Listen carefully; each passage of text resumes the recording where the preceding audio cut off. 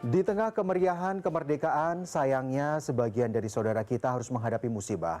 Pasca gempa di Nusa Tenggara Timur yang terjadi pada Sabtu lalu, satu kecamatan di Kabupaten Sika, Nusa Tenggara Timur masih sulit untuk dicapai lantaran akses jalan yang rusak. Betul, tidak hanya itu ratusan rumah juga rusak, listrik padam, dan membuat warga masih tinggal sementara di pengungsian mandiri dengan kondisi tenda seadanya. Hingga Minggu sore jumlah total korban yang meninggal dunia mencapai 53 orang dan ratusan orang terluka.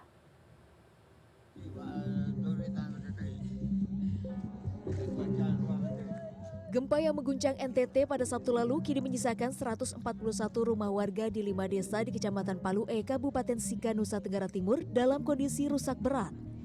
Sejumlah rumah warga bahkan kini hanya tersisa puing-puing bangunan saja. Selain kerusakan bangunan, gempa dan longsor juga menyebabkan akses jalan di sejumlah wilayah terputus sehingga lokasi hanya bisa dijangkau dengan berjalan kaki. Tak hanya itu, sebagian besar wilayah Palue juga mengalami keterbatasan komunikasi. Kondisi inilah yang menjadi salah satu kendala dalam proses pendataan korban dan kerusakan infrastruktur hingga belum menjangkau seluruh wilayah terdampak.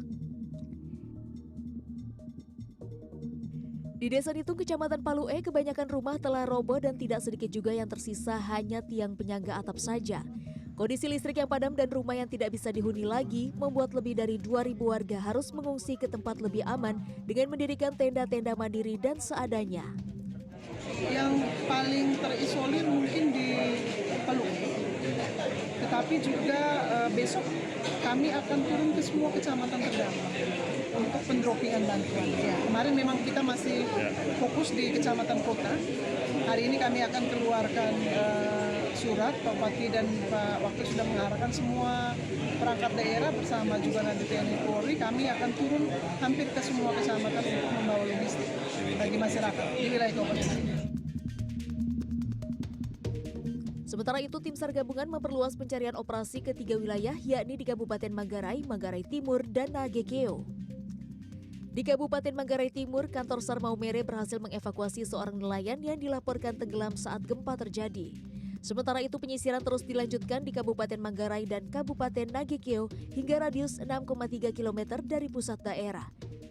Berdasarkan data hingga Minggu sore, tercatat jumlah korban meninggal dunia sebanyak 53 orang, sementara 135 orang mengalami luka berat dan luka ringan.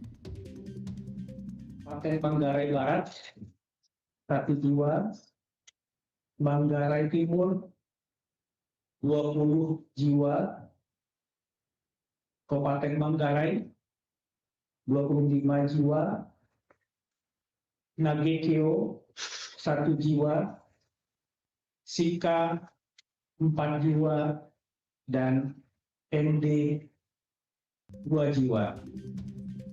Tim Liputan CNN Indonesia.